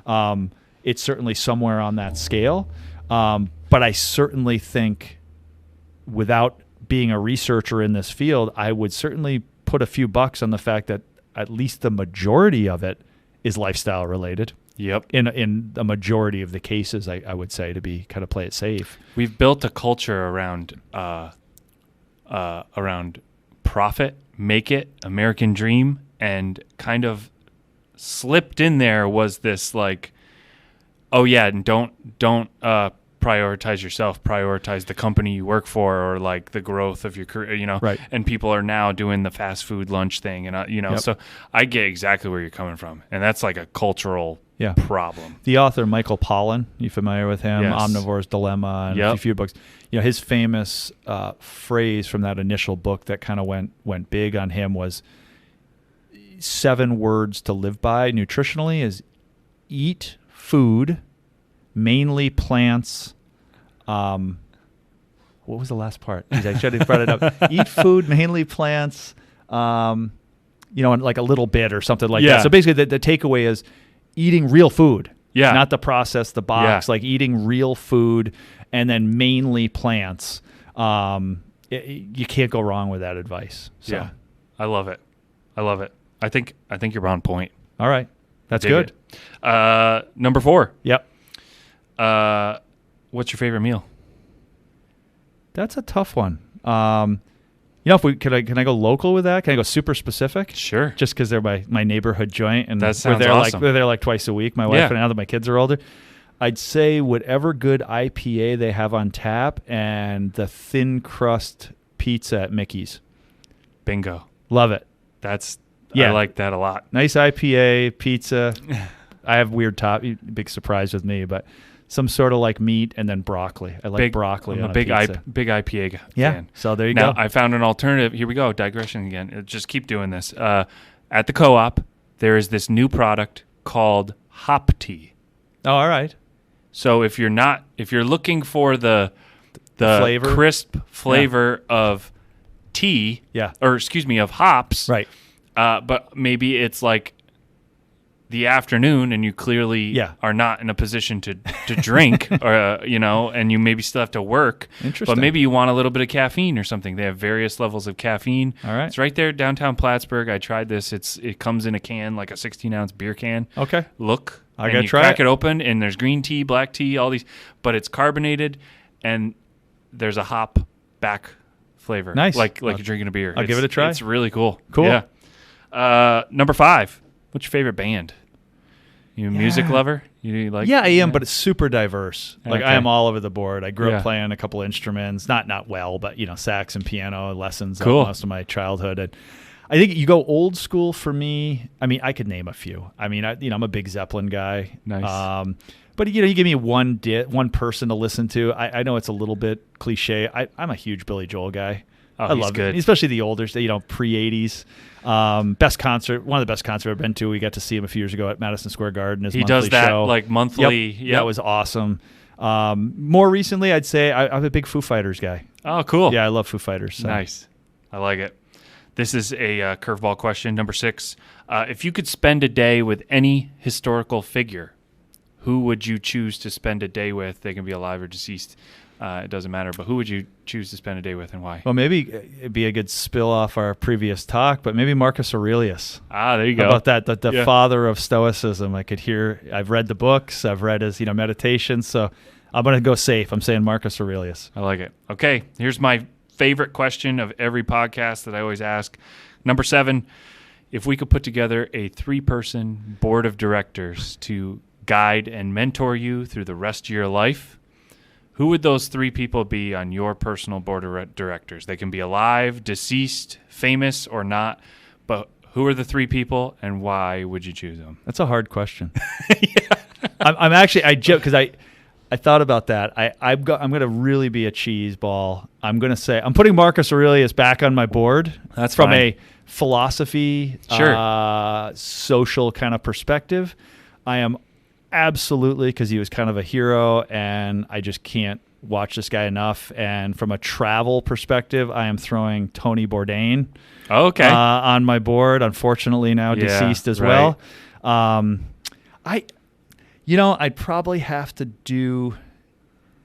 I thought long and hard about this one. I'm going to say for all the stuff he did athletically and now socially, and he was just a complete idol of mine growing up, was Edwin Moses.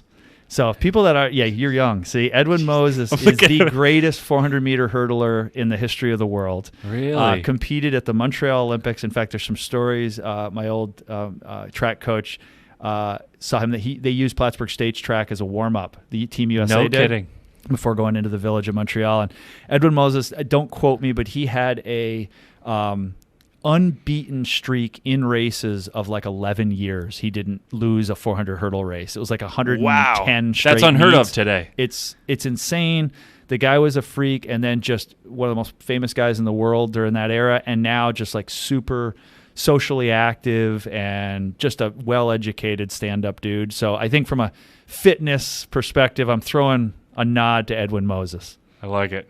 Cool, man. I like it. Well, this is it, man. This has been great. I really appreciate you coming in and sitting in the Gumption studio, so to speak, and having a conversation with me. I'd like to give you an opportunity to tell the listeners a little bit more about your practice here in Plattsburgh. I think it's pretty clear what you specialize in, but if you want to just kind of share a little bit more about your specialties, what you can do for people, how they can get in touch with you, that kind of thing. Yeah, so easy part is I have a really slick system. You can always call our office. At the office, you can just look me up, Ideal Athlete Chiropractic or John Mulholland. But I do all online scheduling. So it's like probably almost as much as I get some compliments for treatments and stuff, I get the compliments for my online scheduling. You can just go on my website, which is www.theidealathlete.com, and click on one of the dozen book now buttons, and you book as a new patient, returning patient. So you can do that. Listen, I'm a small town kind of chiropractic office. So I treat a lot of athletes, but I have a lot of non-athletes too that just come in for back pain, neck pain. If you've got a repetitive stress type injury, whether it's athletic, any of that stuff, I'm willing to help you and willing to look at you. My kind of moniker, I kind of pull the best from the chiropractic and the physical therapy world. So I'm not your traditional chiropractic, 1 or 2 minute visit. You're getting muscle work, you're getting exercises, you're getting, kind of this multifactorial approach to wellness and health. And so you can reach out anytime and schedule, either that or call the office. And my moniker I've lived by my entire career is I don't BS people. Either I can help you or I can't help you, and it's not going to take 20 visits to find that out. Usually an initial visit, I will say, you give me 2 to 5 visits and you're either going to be doing better or you're not. And if you're not, I'll use my network to find someone else for you. So if you have any questions or problems that have been kind of plaguing you a little bit, I'd be happy to take a look. Awesome, man. Well, for everybody listening, this has been another episode of Stories of Gumption. Thanks for hanging in there with us, and we'll see you next time. Thanks, man.